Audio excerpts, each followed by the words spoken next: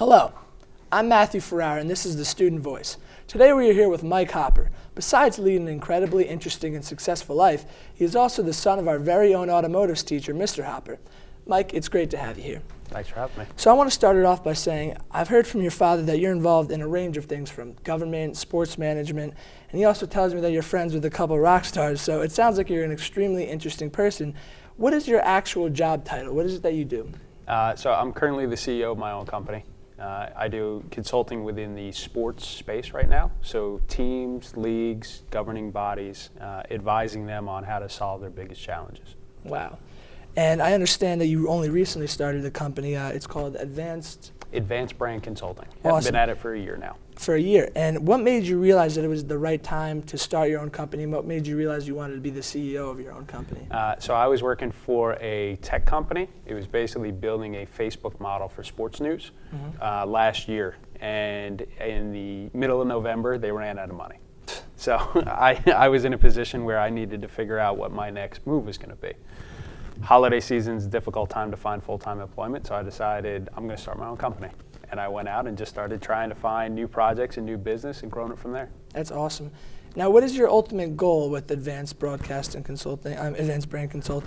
Is it like you said, the other one was Facebook for sports news? What is your company's whole? Yeah, so I want to build a consulting company, right? So that allows me to take on a lot of different projects, which is great.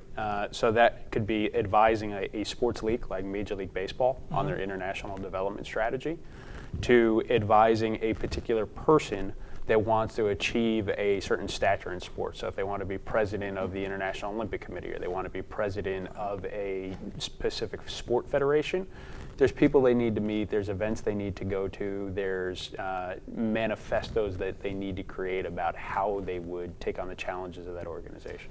That has obviously required you to travel a lot, right? Yeah, I've done some travel, predominantly my time working for Mike Bloomberg while he was mayor of New York City. I worked for him for 6 years. Got to travel around the world, filled up one passport, working on a second one. Wow, that's incredible.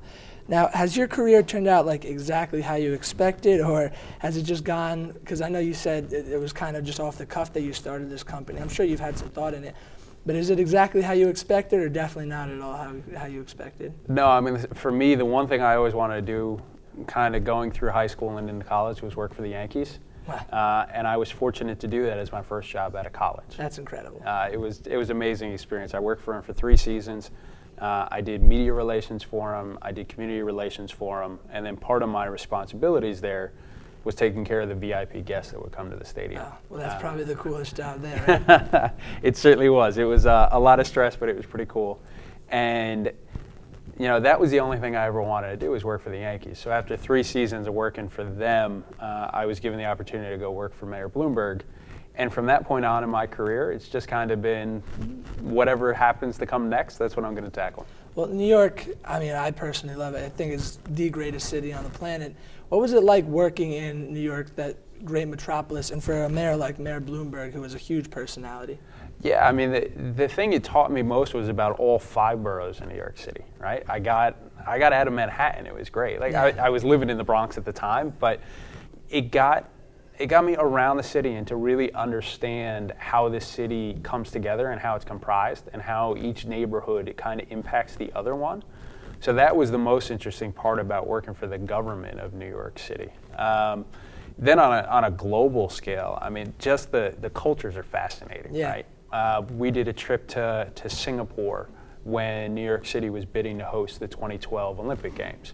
And, you hear a lot of updates and you hear a lot of tips from the State Department about what you should do in Singapore, what you should not do in Singapore, those type of things.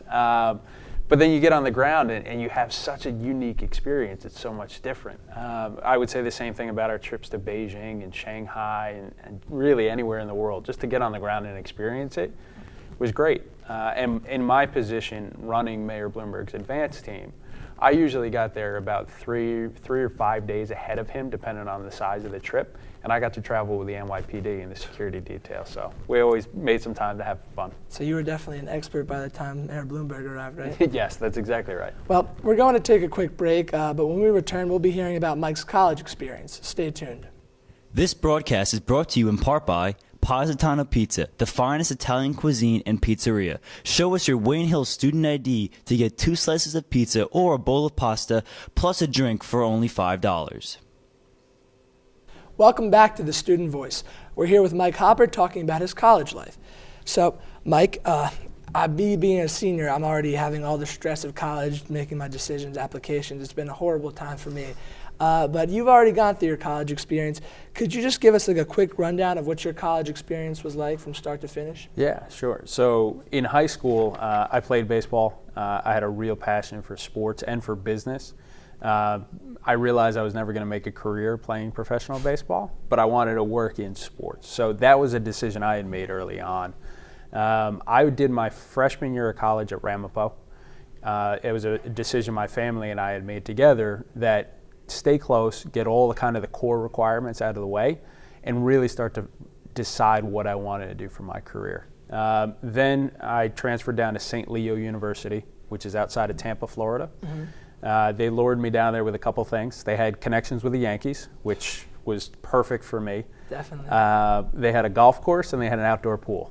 So all of those things were extremely interesting to me. Beats the winters in New York. That's right? exactly right. The other thing that was important to me was I had a strong passion to try to do this on my own, right? I've got a great family unit, but I needed to get out of New Jersey. I needed to prove to myself that I could do some things for myself.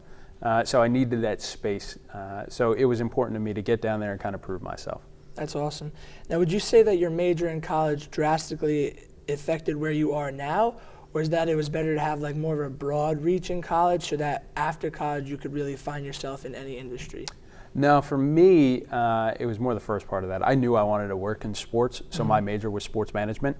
And that's really all I focused on. Now, within that, I took economics classes and marketing classes and even some health and wellness focused classes. But I knew I wanted to be on the business side of the game. Not so much on like the trades. I didn't want to be the general manager of a team. I wanted to be on the business side. You know, a lot of kids, a lot of my friends, I definitely truly believe in college. I believe in hard work. But a lot of kids, due to like high tuition these days, are rejecting the idea of college and saying that they could do it on their own. But do you feel that it's a necessity for success to get higher education in college, or that it simply gives you the tools to strive and it depends on how the individual uses them? Yeah, I think for me, when I look at education in general, I think it teaches you critical thinking. Right? More so than necessarily a subject. But what I've found now, especially with my own consulting practice, is that the main thing you need to learn is the terminology, the language. If you can sit in front of somebody and you can use the same terms and the same language they're using, then you might not need to go through 4 years of education to get that, right? Mm-hmm. So I think there is a balance to be struck there between real world experience and classroom time. And I think that's going to be different for everybody. Of course.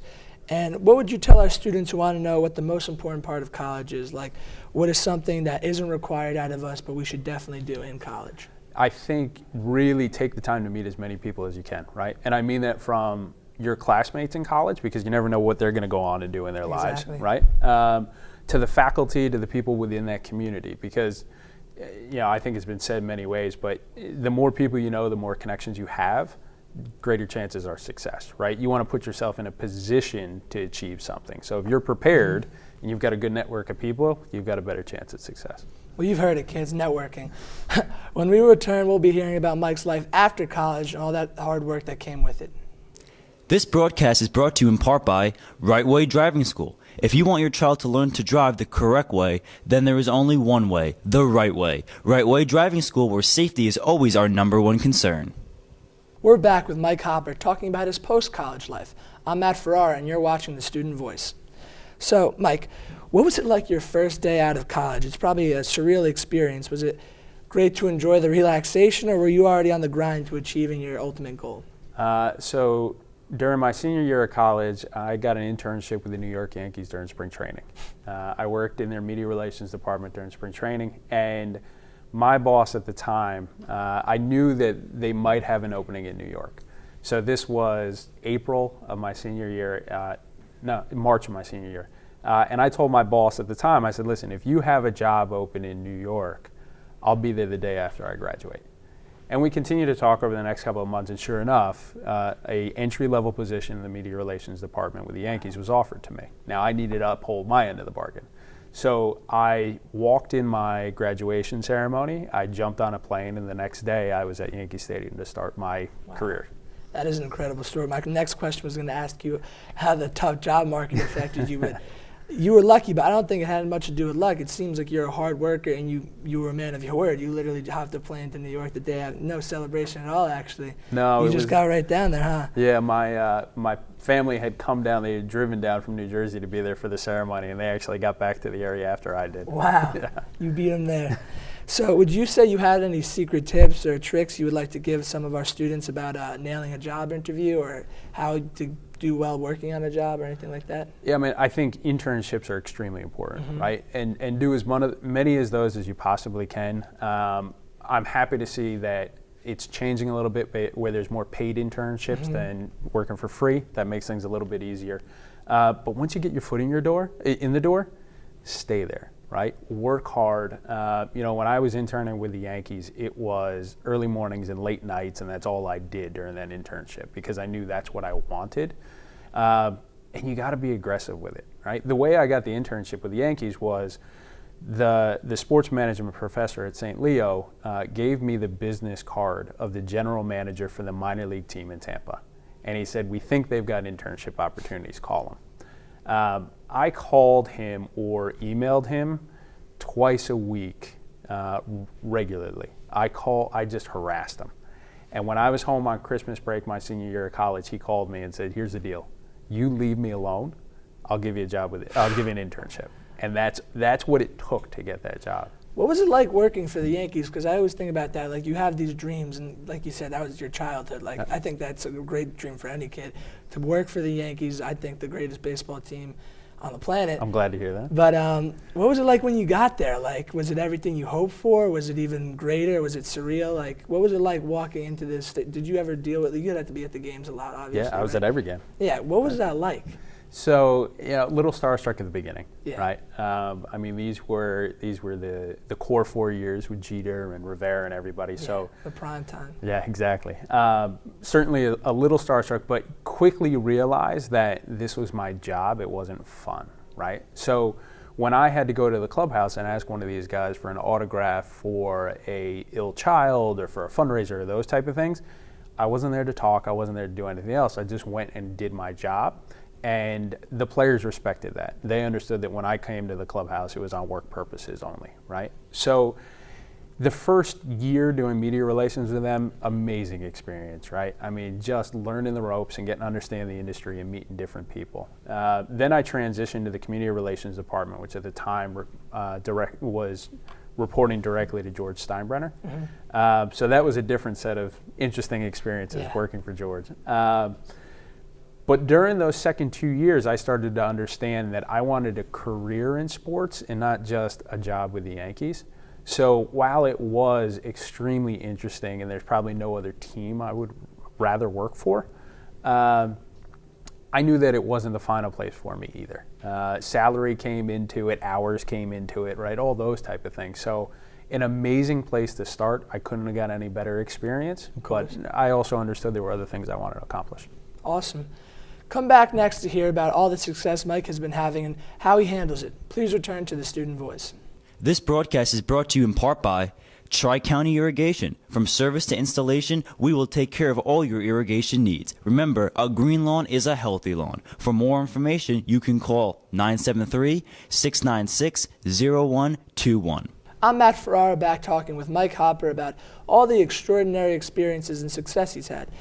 So, Mike, you've had incredible experiences. Your resume boasts some pretty incredible positions. But is there any, how are you handling the success you're achieving? And is there any point you feel like you should plateau at where you're at? Like, do you enjoy just being the CEO of your own company? Or like you said before, do you want to keep busting through your ceiling, keep moving up to other positions, never stopping at what you're doing? Yeah, I mean, I never want to stop, right? And one of the things that's great about what I'm doing now is it's more project focused. So if somebody comes to me with a cool idea or a cool project, yeah, I can take it on, right? So I'm not stuck in doing the same thing every day. Like, that's not the type of job I need. So this is certainly better for my skill set. So speaking of that, what is the next for Advanced Brand Consulting?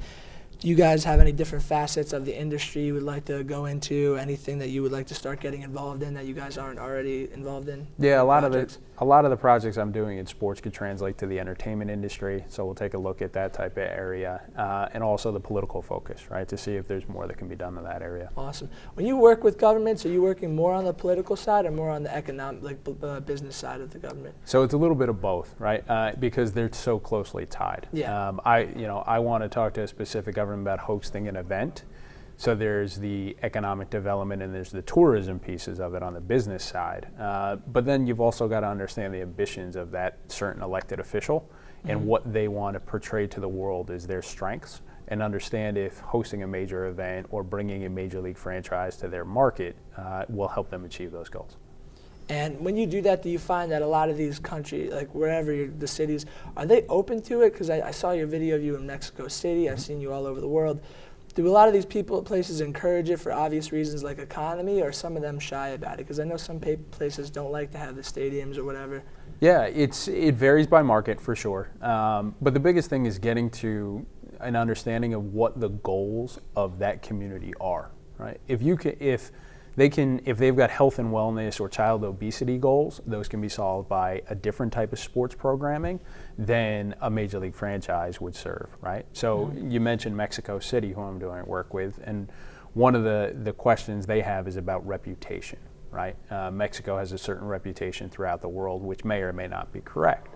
So when they hosted Formula One a couple weeks ago for the first time in 25 years, it welcomed the world to Mexico City and allowed everybody to have their own personal experience there.